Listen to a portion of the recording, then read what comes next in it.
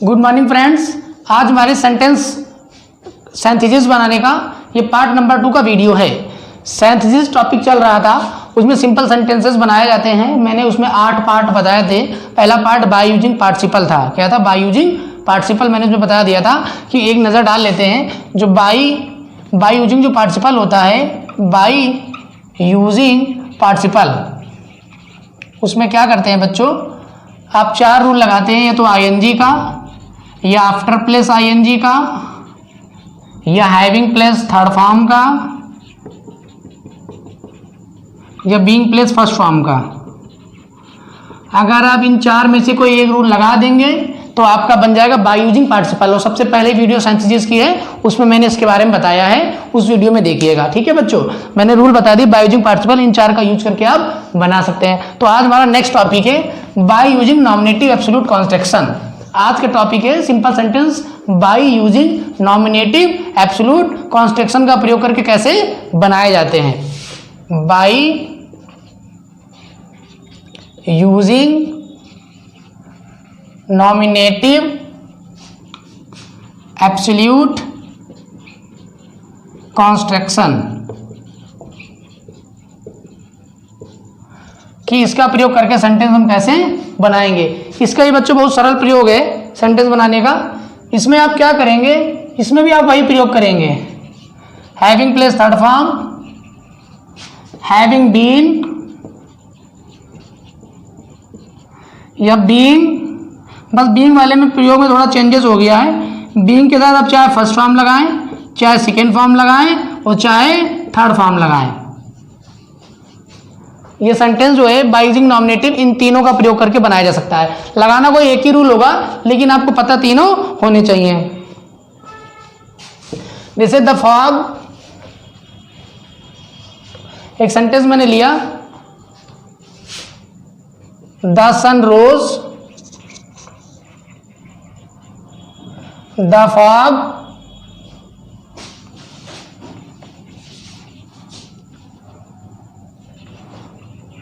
Disappeared. और मैंने कहा इसका सिंपल बनाइए, इसका सिंपल सेंटेंस बनाना है। The sun rose, the fog disappeared, और कहा सिंपल बनाइए। तो बच्चों क्या होगा, अभी तक क्या करते थे पार्टिसिपल में, हम सबसे पहले इनका यूज कर लेते थे। अब आपको कैसे बनाना है समझो बच्चों। आपको सब्जेक्ट ऐसे नीचे उतारना है, द सन। अब हैविंग, सब्जेक्ट के तुरंत बाद लगाना है। अब इसकी थर्ड फॉर्म क्या लगेगी, राइज की थर्ड फॉर्म क्या, रोज की थर्ड फॉर्म क्या होगी, risen. The sun having risen, full stop हटा क्या लगाएंगे, कॉमा। देखो दो वाक्यों को एक करना ही सिंथेसिस कहलाता है।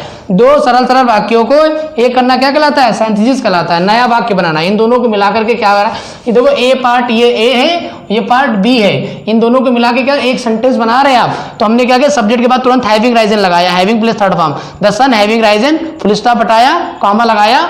दूसरा सेंटेंस जोड़ने से पहले कॉमा लगाना पड़ेगा। और क्या करेंगे, the fog disappeared.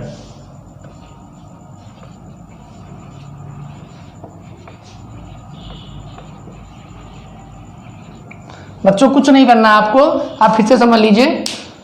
The sun rose, the fog disappeared, the sun having risen. आपको क्या करना है, सन के बाद में having plus third form, subject के बाद में हैविंग प्लेस, जो कुछ भी इतना ये कुछ लगेगा, ये 3 चीजें जो भी लगेंगी, चाहे बच्चों आप हैविंग प्लेस थर्ड फॉर्म लगाइए, चाहे हैविंग बीन लगाइए,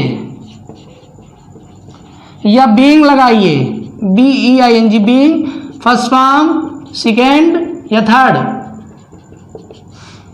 इनका कैसे भी प्रयोग करिए। आपको करना क्या, आपको पता होना चाहिए ये सब्जेक्ट के तुरंत बाद आएंगे। कहाँ आएंगे, अगर इनका प्रयोग आप सब्जेक्ट के तुरंत बाद करते हैं तो ये by using nominative absolute construction कहलाएंगे। आप हैविंग प्लेस थर्ड फॉर्म का, या हैविंग बीन का, या बीइंग के बाद जो भी वर्ब आए उसको लगा करके, अगर सब्जेक्ट के बाद इनका प्रयोग अगर सब्जेक्ट के बाद करते हैं तो वो सिंपल सेंटेंस बनेगा। वो भी उसका नाम क्या होगा, by using nominative absolute construction. ये सेंटेंस है, the agreement was signed, all were satisfied.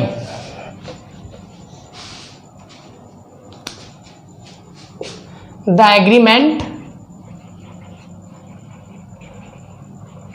was sign, next है ऑल वर सेटिस्फाइड। ठीक है, the agreement was signed, all were satisfied. ये क्वेश्चन दे रखा है, इसको क्या बनाना है, सिंपल बनाना है। इसको क्या बनाना है बच्चों, सिंपल। तो कैसे बनेगा, आप कुछ भी यूज कर सकते हो बच्चों। The agreement having been signed, जैसे वाज दे रखा तो बीइंग लगाना चाहो बीइंग लगा लो। अब ये वाला यूज समझ लो, ये तो बता ही दिया। इसमें आप बच्चों कैसे भी बना सकते हो, जैसे द एग्रीमेंट बीइंग, अब यहां बीइंग लगा लीजिए, बीइंग साइन कॉमा, ये फुल स्टॉप बड़ा क्या लगेगा, comma, all were satisfied, all were satisfied.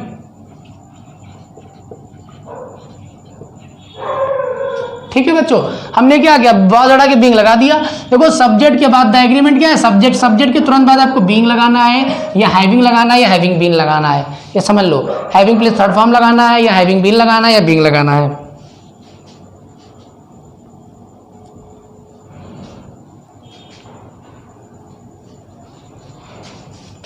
The work was our,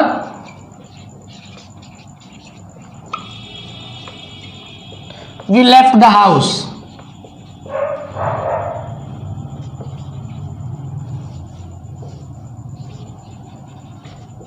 simple बच्चों, बहुत सिंपल तरीका बता रहे हैं, समझ लीजिए। अब द वर्क है, इसको उतारा, बाद के बाद हमने बीइंग लगा दिया तो भी सही है। द वर्क हैविंग बीन तब भी सही है, और द वर्क हैविंग तो भी सही है। जो भी करना है आपको, देखो द वर्क या बीइंग लगा सकते हो, फिर स्टॉप हटाया, कॉमा लगाया, वी लेफ्ट द हाउस ऐसे उतार दिया, we left the house.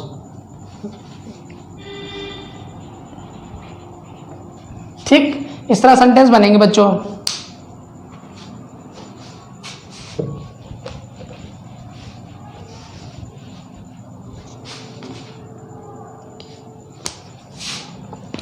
The police arrived,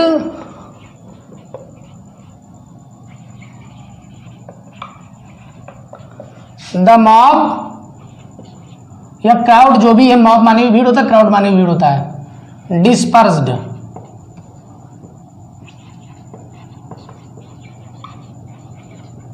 simple बनाइए।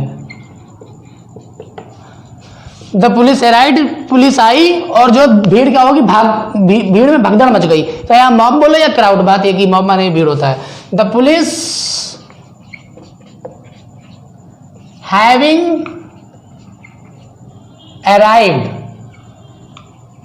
Full stop comma, the mob disturb, the mob dispersed, dispersed. ठीक बच्चों, हमने क्या किया, पुलिस के बाद तुरंत हैविंग लगा दिया। थर्ड फॉर्म तो मिल ही जाएगी, नहीं होगी तो थर्ड फॉर्म लगा देना हैविंग के साथ। ठीक है, इस तरह से बच्चों बनेंगे bye using nominative absolute construction. कुछ नहीं करना है, सब्जेक्ट के बाद में बस इनका प्रयोग करना है। सब्जेक्ट के बाद में आप जब किसका प्रयोग करेंगे बच्चों, इन चीजों का, हैविंग प्लस थर्ड फॉर्म तो भी बन जाएगा नॉमिनेटिव, या हैविंग बीन लगा देंगे तो भी नॉमिनेटिव बनेगा। ठीक है, या आप बीइंग के साथ कोई भी फॉर्म लगाते हैं, first second third, any form, being के साथ चाहे फर्स्ट लगाएं, चाहे सेकंड लगाएं और चाहे थर्ड फॉर्म लगाएं, कोई भी फॉर्म लगा दें आप, ठीक है, तो भी बनेगा। तो इनका प्रयोग करना क्या है, सब्जेक्ट के तुरंत बाद। इनका प्रयोग कहाँ करना है, सब्जेक्ट के तुरंत बाद। अगर इनका प्रयोग यदि having plus third form, having been या being plus first third form हुआ, इनका प्रयोग यदि सब्जेक्ट के तुरंत बात करते हैं, इनका प्रयोग यदि सब्जेक्ट को तुरंत बात करेंगे तो वो क्या कहलाएगा, bye using nominative absolute construction.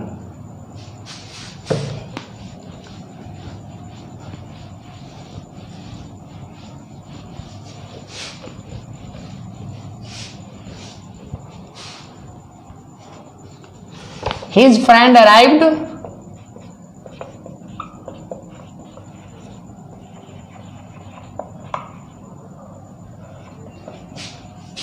he was pleased। ठीक है, उसका मित्र आया और वो बहुत खुश था, he was very pleased। अब क्या बनाना है, इसको सिंपल बनाना है, ऐसे लिख दिया। तो his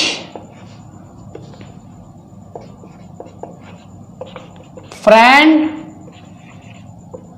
हैविंग अराइव्ड,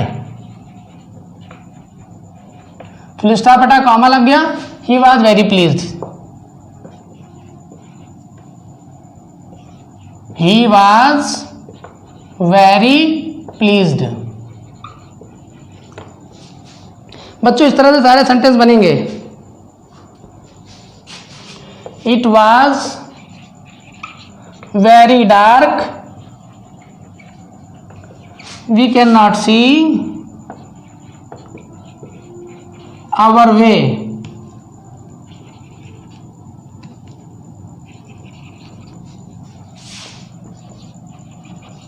हमने कहा इसको सिंपल बना के दिखाइए, तो कुछ नहीं करना है, क्या करना है आपको, इट वाज हटा के बीइंग लगाया, क्या लगाया, बीइंग वेरी डार्क, क्या बनेगा, वाज हटा के वेरी, वाज हटा के बीइंग लगाया, it being very dark, full stop हटा के कॉमा लगाया, वी कैन नॉट सी अवर वे, पूरा उसे उतार दिया, कुछ नहीं करना है, वी कैन नॉट सी अवर वे। तो बच्चों bye using nominative absolute contraction, उम्मीद है आप लोगों को बहुत अच्छे से समझ में आ गया होगा कि bye using nominative absolute contraction क्या होता है। इस तरह से बनते हैं, सब्जेक्ट के बाद में हैविंग या हैविंग बीन या हैविंग प्लस थर्ड फॉर्म का प्रयोग किया जाता है। ठीक है, आप बच्चों सिंपल बनाते हैं बाय यूजिंग इन्फिनेटिव, किसका यूज करके, by using infinitive. Part third, part first क्या था, by using participle, part second क्या है, bye using nominative absolute contraction, part third क्या है, बाय यूजिंग इन्फिनेटिव। ये इंपॉर्टेंट है बच्चों, इसमें से एग्जाम में 1 नंबर का आता जरूर है। ये आपके इन्फिनेटिव जो ट्रांसफॉर्मेशन में भी है और सिंथेसिस में भी है। इन्फिनेटिव होता क्या है, इन्फिनेटिव होता है 2 प्लस वर्ब की फर्स्ट फॉर्म।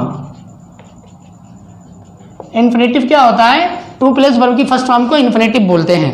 क्या करते हैं बच्चों, वेरी होता है तो उसको टू में चेंज कर देते हैं, सो होता है तो उसको टू में चेंज कर देते हैं।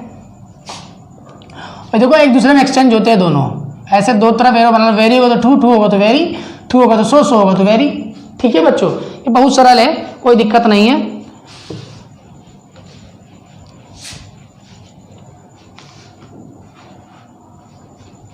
इसको टेंस की तरह बना लो, चार्ट की तरह, he, she, it, I, we, you, they. ठीक है, यहां डालिए present, that, he can not, that, she can not, that, it can not, that, I can not,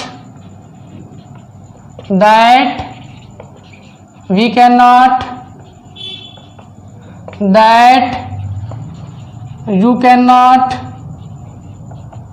that they cannot।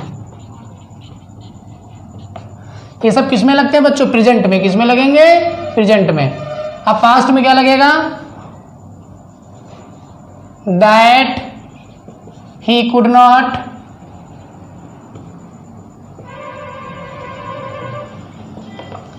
that she could not, that it could not, that I could not, that we could not, that you could not, that they could not।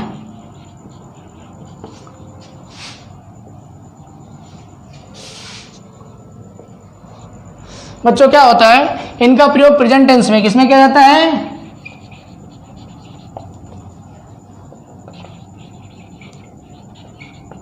जब वाक्य present होगा तब ये लगेगा, और जब वाक्य past में होगा जब प्रेजेंट में होगा तब ये वाले लगेंगे, जब पास्ट में होगा तब ये वाले रूल लगेंगे। कोई भी सेंटेंस लेके अभी बताते हैं, अगर आगे ही दे रखा होगा और प्रेजेंट में है तो दैट ही कैन नॉट, अगर ही दे रखा है और पास्ट में वाज लगा हुआ है, वाज हैड है, तो कुड नॉट का प्रयोग करेंगे।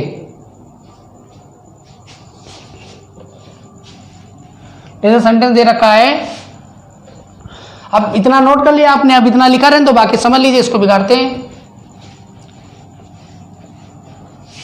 सेंटेंस दे रखा, the teacher is too old to teach properly. एक एग्जांपल है, द टीचर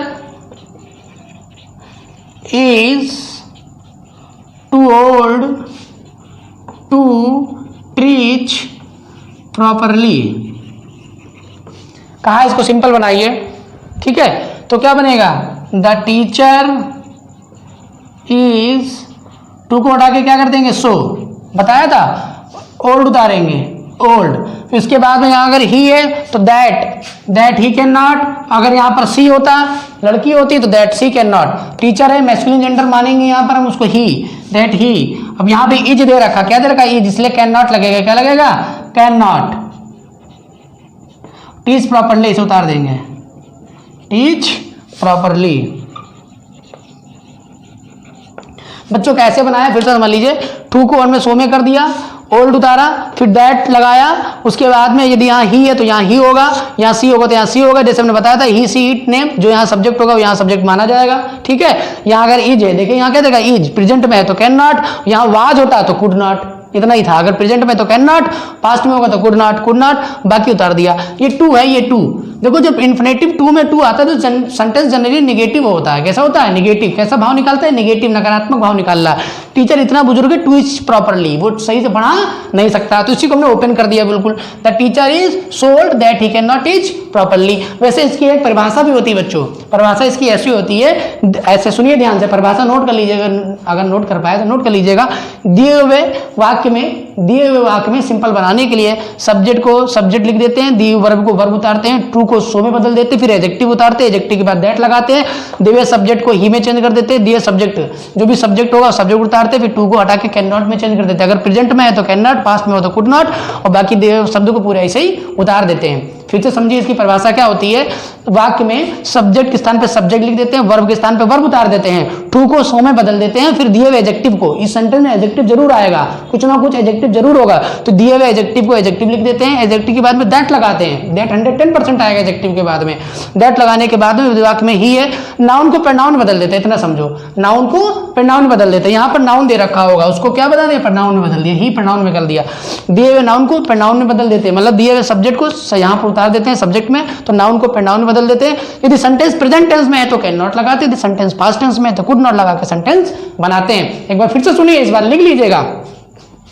दिए हुए वाक्य में सब्जेक्ट के स्थान पे सब्जेक्ट लिखते हैं, वर्ब के स्थान पे वर्ब लिख देते हैं, टू को सो में बदल देते हैं, टू को सो में बदल देते हैं, दिए हुए एडजेक्टिव को जैसा का तैसा उतार देते हैं। और यदि वाक्य प्रेजेंट टेंस में है, एडजेक्टिव उतार देते हैं, उसके बाद में दैट का प्रयोग करते हैं। दिए हुए वाक्य में एडजेक्टिव को उतार के दैट का प्रयोग करते हैं। यदि वाक्य प्रेजेंट, नाउन को प्रोनाउन में बदल लेते हैं, नाउन को प्रोनाउन में बदल लेते हैं। यदि वाक्य प्रेजेंट टेंस में है तो उसको कैन नॉट लगाते हैं, पास्ट टेंस में है तो कुड नॉट लगाते हैं, टू को लुप्त कर देते हैं, टू को गायब कर दे, कैन नॉट कुड नॉट लगाते ही टू गायब हो जाएगा। बाकी दिए हुए वाक्यों को या दिए हुए शब्दों को जैसे ही तैसे उतार देते हैं। हमने क्या बताया, एक बार और रिवाइंड करते हैं बच्चों, सब लोग समझ लो। वाक्य में दिए हुए सब्जेक्ट को जैसा का तैसा उतारते हैं, वर्ब को, सब्जेक्ट वर्ब को जैसा का तैसा उतार लेते हैं, टू के स्थान पे सो का प्रयोग करते हैं, टू के स्थान पे सो का प्रयोग करते हैं, दिए हुए हैं एडजेक्टिव को जैसा का तैसा उतार के दैट लगाते हैं, नाउन को प्रोनाउन में बदल लेते हैं, अर्थात जो सब्जेक्ट होगा उसको उतार देते हैं, टू को हटा के कैन नॉट का प्रयोग करते हैं। यदि वाक्य प्रेजेंट टेंस में है तो कैन नॉट लगाते हैं, यदि पास्ट टेंस में है तो कुड नॉट लगाते हैं, बाकी शब्द को ऐसे ही उतार देते हैं। उम्मीद है बच्चों समझ में आया होगा, मैंने समझाया। अब नेक्स्ट एग्जाम्पल को और ले लेते हैं। The tiger is too old to jump properly. The tiger is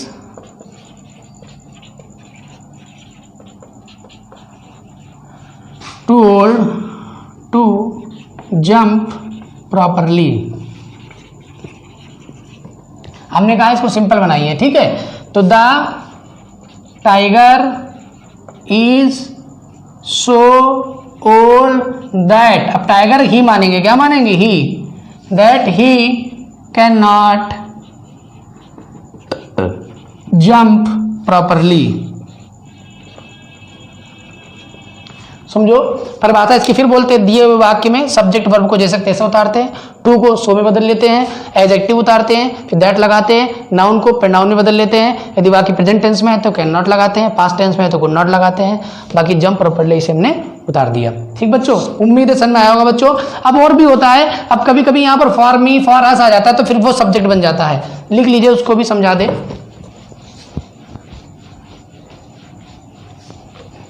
देखो यदि वाक्य में फॉर मी,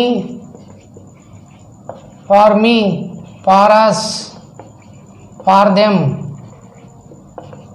फॉर यू आता है तो फिर दैट आई कैन नॉट, वही रूल चलेगा। पास्ट टेंस में दैट आई कुड नॉट, पता होना चाहिए आपको। अस दे रखा है तो फिर क्या हो जाएगा, दैट वी कैन नॉट, और यदि पास्ट टेंस में दे रखा है दैट वी कुड नॉट, ऐसे बनेगा। यदि देम दे रखा है तो दैट दे कुड नॉट। इसको, ये सब ऑब्जेक्टिव केस हैं, ये इनको कैसे बना लेते हैं, सब्जेक्टिव केस में that they can not, that यदि पास्ट टेंस में है तो दैट दे कुड नॉट। यदि यहां पर यू दे रखा है तो यू का यू ही रहता है, ऑब्जेक्टिव सब्जेक्टिव केस एक ही होता है, तो दैट दे कैन नॉट, और यहां पर दैट दे कुड नॉट। इसी तरह और आगे बढ़ा लेते हैं इसको। यदि यह वाक्य में दे रखा हो for him for her, for him for her, तो यहां पर क्या हो जाएगा, that he can not, that he could not. यदि वाक्य में दे रखा हो हर फॉर हर तो that she can not, that she could not. तो क्या बन गया, I we you they he she it, पर दे नहीं है, यू है बच्चों, यू, ये यू वाला है। For you can not, that you can not, that you can not, that you could not. ठीक है, अब देखते ध्यान से बच्चों, समझने का प्रयास करते हैं। जैसे दे रखा है the trees so high, too high for us to climb. कहा इसको सिंपल बनाइए, ये सेंटेंस दिया गया है the tree is so high for us to climb, ये पेड़ इतना ऊंचा है कि हम चढ़ नहीं सकते। तो क्या बनेगा, देखिए द ट्री इज, सो को उठा के क्या करेंगे, टू को उठा के सो करेंगे, हाई। अब यहाँ पे क्या करेंगे, फॉर अस दे रखा है, अब यहाँ पर इसका सब्जेक्ट नहीं बनेगा, ये तो ऑब्जेक्ट में चला जाएगा आगे जाके, अब ये सब्जेक्ट बनेगा। फॉर अस दे रखा, फॉर अस को दैट वी में चेंज करते हैं, मी को आई में, अस को वी में, देम को दे में, यू को यू में ही रखते हैं। ऑब्जेक्टिव सब्जेक्टिव एक ही केस होता है यू का, हिम को ही में, हर को सी में। ठीक है, अब फॉर अस दे रखा है तो इसको दैट लगा के चेंज करेंगे, दैट वी, क्या रहेगा, दैट वी। और वही रूल रहेगा, अगर प्रेजेंट टेंस में तो कैन नॉट, पास्ट टेंस में तो could not, that we can not climb it. ठीक है बच्चों, आपको पता होना चाहिए द ट्री इज, टू को सो में कर दिया, हाई फॉर अस को दैट वी। अब यहाँ पर क्या, फॉर अस, ये मेन चीज है समझ लो, दैट वी, फॉर अस का क्या होगा, दैट वी। यहाँ फॉर मी तो दैट आई, फॉर देम तो दे। यहाँ पर जो होगा वो सब्जेक्ट माना जाएगा, ये वाला सब्जेक्ट नहीं माना जाएगा। पेड़ इतना ऊंचा कि हम इस पर चढ़ नहीं सकते, ये इट, ये वाला इट सब्जेक्ट हो गया, ये वाला जो है ये सब्जेक्ट ऑब्जेक्ट बदल गया, यहाँ पे इट में आ गया। लेकिन ये अगर वाक्य के बीच में for me, for us, for them, for you तो ये रखा तो उसको उसी को सब्जेक्ट माना जाता है, फिर ये सब्जेक्ट नहीं होगा बच्चों। ठीक है, समझ में आ रहा है। तो बच्चों आज के लिए इतना ही रखते हैं, अभी इसकी नेक्स्ट वीडियो और अपलोड होगी इन्फिनेटिव की, इसमें अभी टू को चेंज करना है, रिमूव, इनफ, रिमूव, इसमें इन्फिनेटिव बहुत सारे हैं, तो नेक्स्ट वीडियो में कल बताएंगे। तब तक इतना नोट कर लीजिए, जो समझाया उसको समझिए और वीडियो को अधिक से अधिक शेयर करिए। जो भी टॉपिक इसमें रह गया है इसको और स्पष्ट करेंगे कल। ठीक है बच्चों, धन्यवाद बच्चों।